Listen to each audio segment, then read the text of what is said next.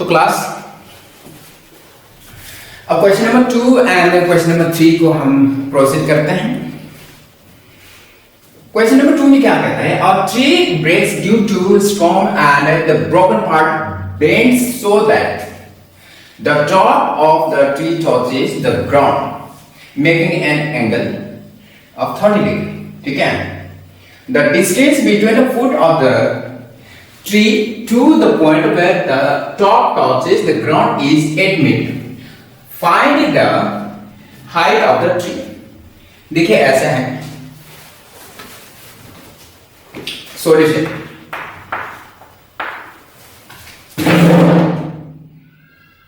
क्या कहता है कि एक ट्री जो है कितना हाइट का है, ठीक है, और ये ट्री जो है यहां से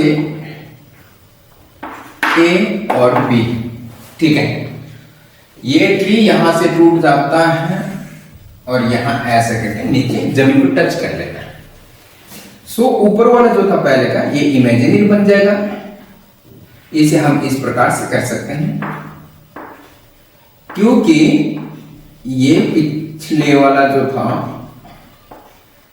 एक्चुअल हाइट ये बी, ठीक है, इसको हम बी मान लेते हैं ऐसा। ये ए और सी और ये बी। ध्यान दीजिएगा, ये यहां से ऊपर तक का जितना भी हिस्सा यहां से टूटा है, इसको देखिए ये पेड़ है, ठीक है, ए से लेकर के बी ये पूरा एक पेड़ है। स्ट्रॉन्ग यानी कि आंधी आई, तेज आंधी के कारण से पेड़ ऐसे टूट जाता है, ये जमीन पे ऐसे करके गिर जाता है लेकिन यहां से अलग नहीं होता, ठीक है। जमीन इसका टॉप जो है वो यहां टच कराता है, इतना डिस्टेंस जो है इतना हो जाएगा बस, ठीक है। ये इतना जितना ऊपर मतलब कि टूटा है वो हिस्सा नीचे यहां टच कर लेता है। कह रहा कि ये जो 30 डिग्री का एंगल बनाता है, ये जो टॉप जमीन को टच करता है 30 डिग्री का एंगल बनाता है ग्राउंड के साथ, और इसके जो फुट जो है यहां से जो टच करता है जमीन को, यहां तक जो क्या है डिस्टेंस जो है कितनी देर का, 8 मीटर देर का। द ग्राउंड इज 8 मीटर, ठीक है। अब हमें क्या करना है, हाइट फाइंड आउट करना है। क्या फाइंड आउट करना है, ये पूरा का पूरा लेट हाइट मान लेना, ठीक है, और इसे हम छोटा h मान लेते हैं। यहां से लेकर के यहां जितना टूट जाता है इसे हम h मान लेते हैं। Clear?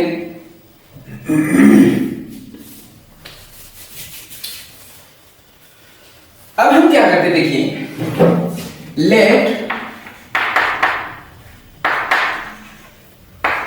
The height of tree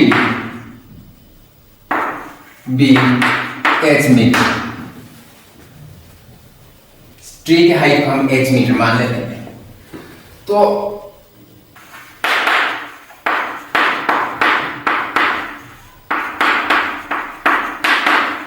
broken part कितने हैं हमारे, h मीटर। अब हम क्या करते हैं, हम ट्रायंगल आपके ADC यानी कि ADC से क्या हो जाएगा, हमने ये फाइंड करना है, ये, ठीक है। Base upon hypotenuse equal to cos theta, hypotenuse upon base equal to sec theta. तो हम क्या करते हैं, base upon hypotenuse equal to cos theta, ठीक है, यही होगा।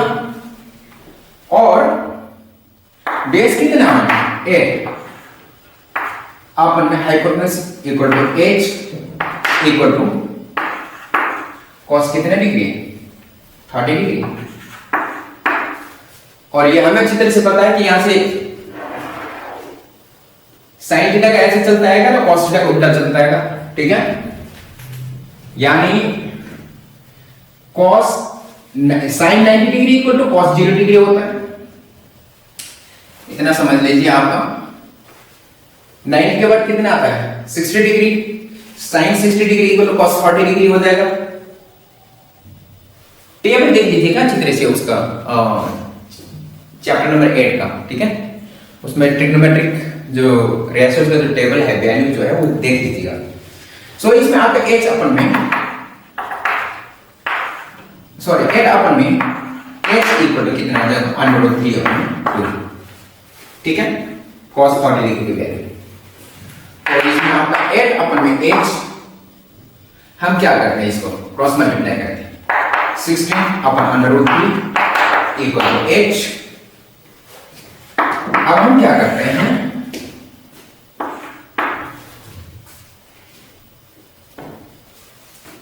h इक्वल टू कितना हो जाएगा 16 अपन √3, ये हुआ। अच्छा यानी आपका क्या चीज हो जाएगा, h इक्वल टू इतने मीटर हो जाएगा, ठीक है। अच्छा अब इसमें क्या हो जाएगा आपका h equal to 16 upon √3 metre हो जाएगा, ठीक है। ये क्वेश्चन नंबर 1 ले लेंगे। तो सब क्या करेंगे, हमने ये तो फाइंड कर लिया, ठीक है। लेकिन अब हमने ये भी फाइंड करना है। जब ये फाइंड आउट करेंगे तब जाकर के क्या होगा, आपका पूरे को पूरे h आएगा। क्यों, AD plus BB equal to पूरे को पूरे h होगा ना। अगेन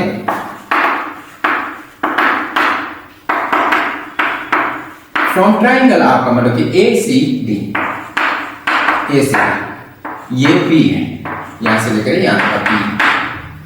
परपेंडिकुलर अपन में क्या है आपका, perpendicular upon base equal to cot theta, नहीं sorry tan theta, perpendicular upon base equal to tan theta. P upon के 8 इक्वल टू tan कितना डिग्री है 30 डिग्री, है ना। तो P अपन में 8 इक्वल टू कितना हो जाएगा आपका 1 अपन में √3, P इक्वल टू कितना हो जाएगा आपका 8 अपन में √3, 8 ऊपर चला जाएगा, इक्वेशन नंबर 2। अब हमारे पास क्या हो जाएगा, देखिए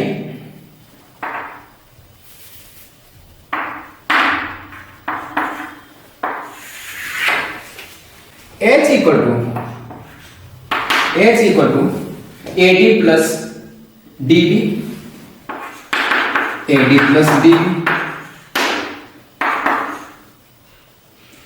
h इक्वल टू AD कितना है आपका, AD equal to h plus P, DB आपका जो है AD नहीं सॉरी, h इक्वल टू कितना हो जाएगा आपका, AD कितना है ADP plus DB equal to कितना हो जाएगा आपका h, P की वैल्यू क्या है आपका 8 upon √3, h equal to 8 upon √3 plus h की वैल्यू कितना हो जाएगा आपका 16 अपन √3, 16 अपन √3 यही होगा। तो h इक्वल टू कितना हो जाएगा 8 plus 16 upon √3, h equal to कितना हो जाएगा 24 अपन √3, h इक्वल टू कितना होगा 24 √3 अपन में √3 इंटू √3 अपन √3 रेशनलाइज कर लिया हम, ठीक है। h इक्वल टू कितना हो जाएगा आपका 24 √3 अपन में 3, तो h इक्वल टू कितना हो जाएगा 3 8 जा 24 8 √3, h इक्वल टू यानी कि h क्या है height of the tree equal to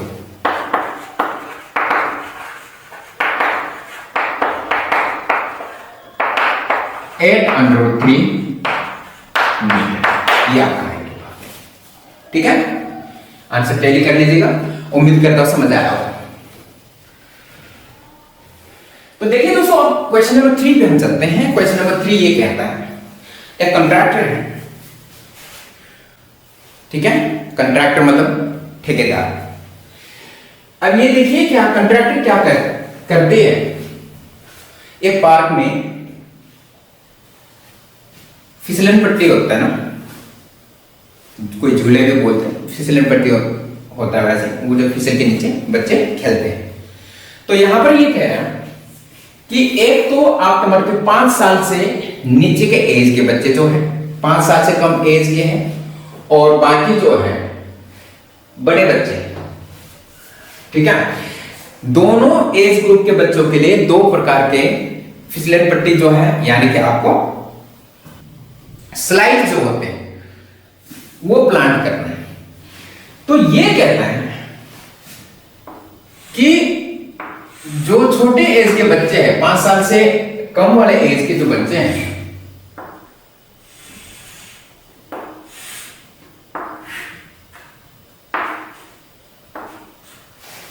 पांच साल से कम एज के बच्चे जो होते हैं वो छोटे होते हैं, तो उनके ज्यादा उनकी इंक्लाइन जो है ज्यादा स्टिक कर देंगे, ठीक है, तो वो गिरने का चांसेस रहता है। स्टिक रहने का मतलब ज्यादा खड़ा कर देंगे तो गिरने के चांसेस ज्यादा रहते हैं। सो इसलिए ये क्या करते हैं कि कम हाइट करना पड़ेगा उसके लिए। क्या करते हैं ये, 1.5 मीटर का, कितने का, 5 साल से छोटे एज के बच्चों के लिए 1.5 मीटर का इतना हाइट, 1.5 मीटर हाइट, और ये एंगल 30 डिग्री का बनाना चाहती है, ठीक है। ए बी सी, तो इसके हाइट, इसमें सॉरी हाइट बोल रहा हूं, जो स्लाइड जो है उसका, उसकी लंबाई फाइंड करना है इसमें, ठीक है। ये किसके लिए, 5 साल से कम बच्चों के लिए, ठीक है।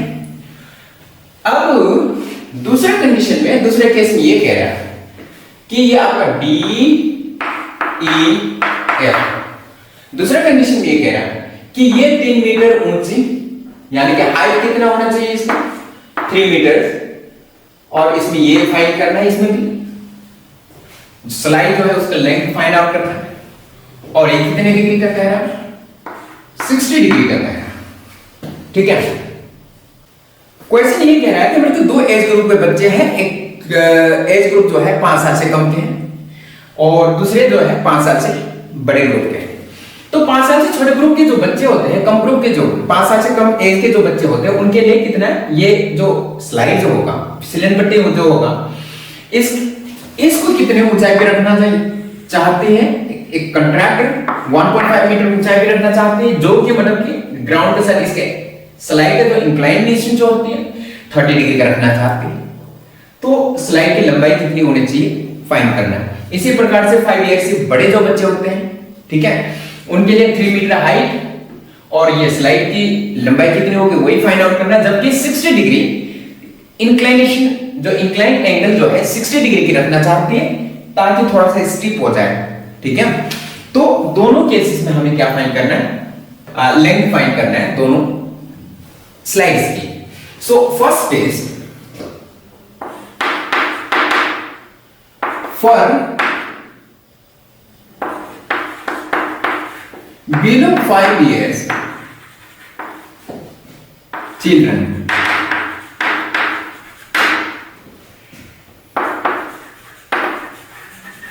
हाइट इक्वल कितने, 1.5 मीटर, और ए बी इक्वल टू 1, जबकि थीटा इक्वल टू कितने आपका 30, ठीक है। अब हम क्या करते हैं, from triangle A B C,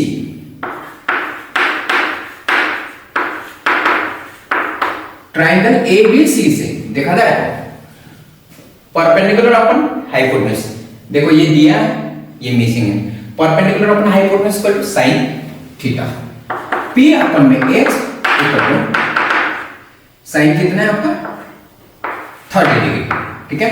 sin कितने degree 30 degree, p upon h equal to sin theta होता है। सो परपेंडिकुलर कितना 1.5 और हाइपोटेन्यूज हमें नहीं पता, इक्वल टू 1/2। ठीक है, तो इसमें आपका क्या हो जाएगा 1.5 into 2 is equal to hypotenuse, तो आपका 3 मीटर इक्वल टू एच, यानी कि क्या होना चाहिए length of slide equal to 3 metre.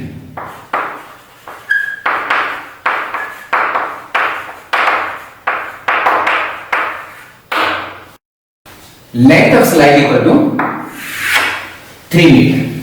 ठीक है, अच्छा अब for above 5-year children,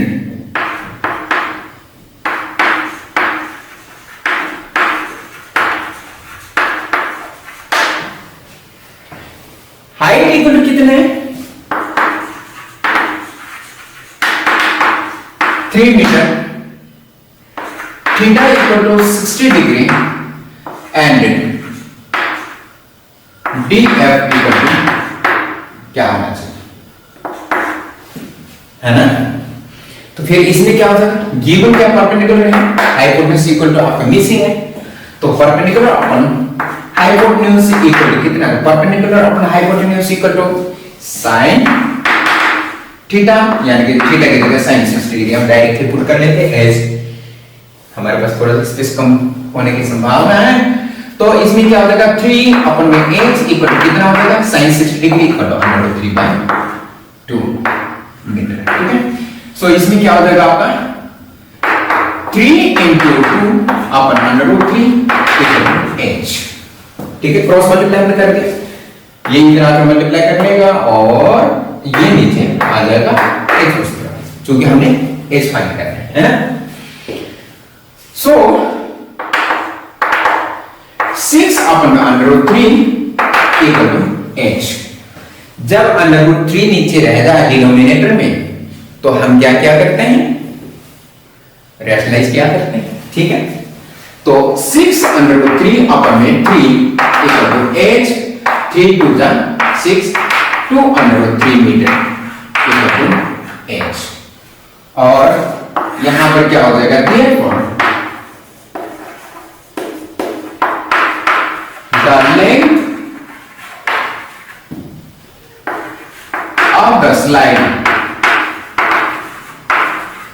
for the children above